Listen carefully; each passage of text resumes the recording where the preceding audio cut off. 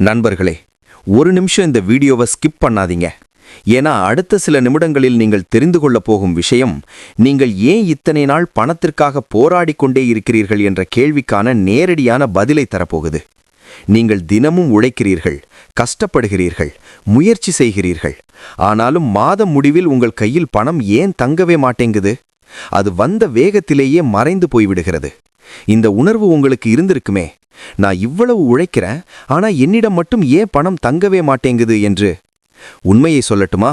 இது உங்கள் சம்பள பிரச்சனை இல்லை, இது உங்கள் அதிர்ஷ்ட பிரச்சனை கூட இல்லை. இது உங்கள் வாழ்க்கையில் அமைதியாக நடக்கிற சில தவறுகளின் விளைவு.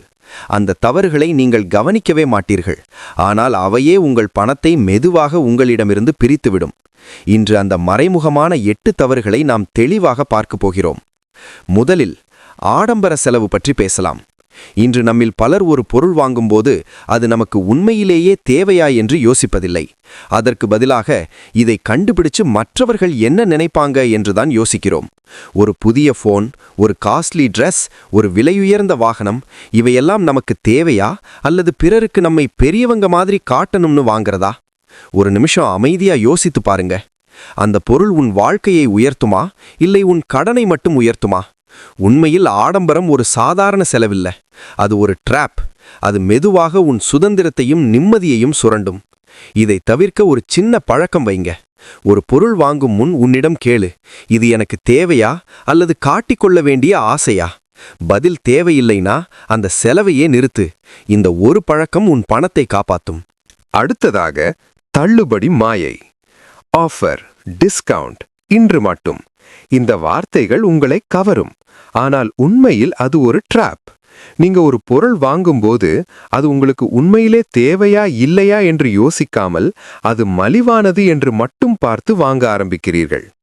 2000 ரூபாய் மதிப்புள்ள ஒரு பொருள் 1000 ரூபாய்க்கு கிடைத்தால் நீங்கள் 1000 ரூபாய் சேவ் பண்ணிட்டீங்கன்னு நினைப்பீங்க.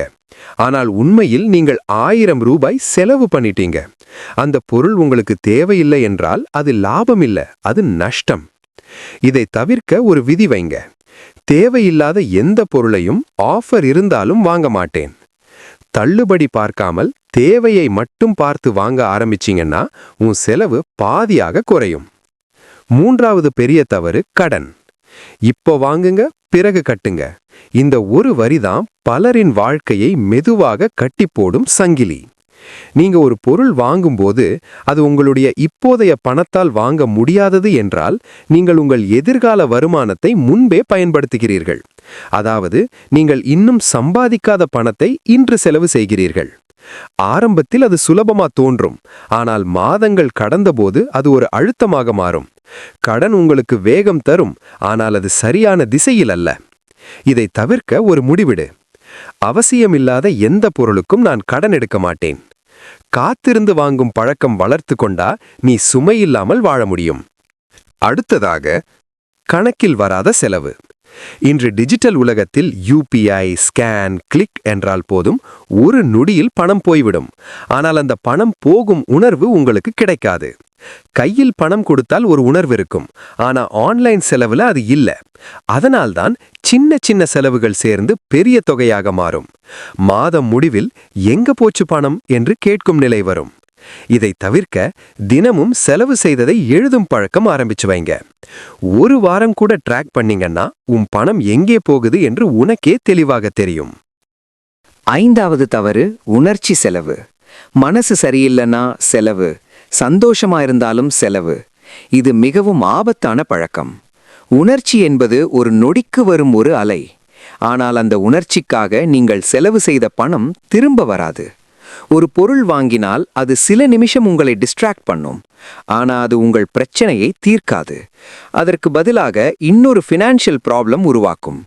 இதை தவிர்க்க ஒரு விதி வைங்க. உணர்ச்சியில் இருக்கும்போது நான் எந்த பெரிய செலவும் செய்ய மாட்டேன். அந்த நேரத்தில் செலவு செய்யாமல் கொஞ்சம் நேரம் காத்திருந்தா நீ பெரிய தவறை தவிர்க்க முடியும். ஆறாவது தவறு பட்ஜெட் இல்லாத வாழ்க்கை. எவ்வளவு சம்பாதிக்கிறீர்கள் என்று தெரியும், ஆனால் எங்கே செலவாகிறது என்று தெரியாது. இதுதான் பலரின் வாழ்க்கையை அமைதியாகச் சிதைக்கும் மிகப்பெரிய காரணம். பட்ஜெட் என்பது கட்டுப்பாடு இல்லை, அது ஒரு வழிகாட்டி. அது உங்க பணத்துக்கு டைரக்ஷன் கொடுக்கும். அது இல்லாத வாழ்க்கை ஒரு திசை தெரியாத பயணம் மாதிரி. இதை தவிர்க்க மாதம் ஆரம்பத்திலேயே ஒரு சிம்பிள் பட்ஜெட் போடுங்க. எவ்வளவு செலவு எவ்வளவு சேமிப்பு என்று முன்பே முடிவு பண்ணீங்கன்னா உன் பணம் உன்னிடம் தங்க ஆரம்பிக்கும். 7வது தவறு உடனடி ஆசை. இப்பவே வாங்கணும் என்ற எண்ணம். இதுதான் பலரின் பணத்தையும் வாழ்க்கையையும் மெதுவாக அழிக்கிறது. நீங்கள் யோசிக்காமல் முடிவெடுக்க ஆரம்பிக்கிறீர்கள். ஆனால் ஒரு சின்ன ட்ரிக் இருக்கு. ஒரு பொருள் வாங்கணும்னு தோணிச்சா ஒரு நாள் வெயிட் பண்ணுங்க. இன்னும் வேண்டும்னு தோணிச்சா அப்ப வாங்கலாம். பல சமயங்களில் அந்த ஆசை தானாகவே மறைந்து போய்விடும். இத பிராக்டிஸ் பண்ணுங்க. 24 hour வெயிட் ரூல். இந்த ஒரு பழக்கம் உன் அன்னெசரி செலவுகளை பெரும்பாலும் நிறுத்தும். 8வது தவறு வாழ்க்கை முறை உயர்வு. சம்பளம் உயர்ந்ததும் வாழ்க்கை மாறும். ஆனால் பிரச்சனை என்னன்னா, வருமானம் உயர்ந்த அளவுக்கு சேமிப்பு உயராது, செலவு மட்டும் உயரும். இதுதான் லைஃப் ஸ்டைல் ட்ராப். முன்னாடி இல்லாம வாழ்ந்த விஷயங்கள் இப்போ இல்லாம வாழ முடியாத மாதிரி தோணும். இது வளர்ச்சி இல்ல, இது ஒரு புதிய அடிமைத்தனம். இதை தவிர்க்க சம்பளம் உயர்ந்ததும் முதலில் சேமிப்பை உயர்த்துங்க, செலவை அல்ல. உன் வாழ்க்கை சிம்பிளா இருந்தாதான் உன் பணம் பெருகும். நண்பர்களே, இந்த எல்லா தவறுகளையும் கவனிச்சு பார்த்தா ஒரு பெரிய உண்மை தெரியும். பணம் சம்பாதிப்பது மட்டும் போதாது, அதை காப்பதுதான் முக்கியம். நீங்கள் இந்த 8 தவறுகளில் ஒன்றையாவது நிறுத்தினால் கூட உங்கள் வாழ்க்கையில் ஒரு பெரிய மாற்றம் ஆரம்பிக்கும். இப்போ ஒரு முடிவெடுத்துக் கொள்ளுங்க. நான் சம்பாதிப்பதை காட்டிலும் அதை பாதுகாக்க கற்றுக்கொள்வேன் என்று. அந்த ஒரு முடிவுதான் உங்கள் வாழ்க்கையை மாற்றும் முதல் படி. இந்த வீடியோ உங்களுக்கு ஒரு சின்ன சிந்தனையாவது கொடுத்திருந்தால் இதை மறக்காமல் லைக் பண்ணுங்க, உங்கள் நண்பர்களோடு ஷேர் பண்ணுங்க. இப்படிப்பட்ட வாழ்க்கையை மாற்றும் வீடியோக்களை தொடர்ந்து பார்க்க நம்ம சேனலை சப்ஸ்கிரைப் பண்ணி நோட்டிஃபிகேஷன் ஆன் பண்ணிக்கொள்ளுங்க. அடுத்த வீடியோவில் இன்னும் சக்தி வாய்ந்த கருத்துகளுடன் சந்திப்போம். நன்றி, வணக்கம்.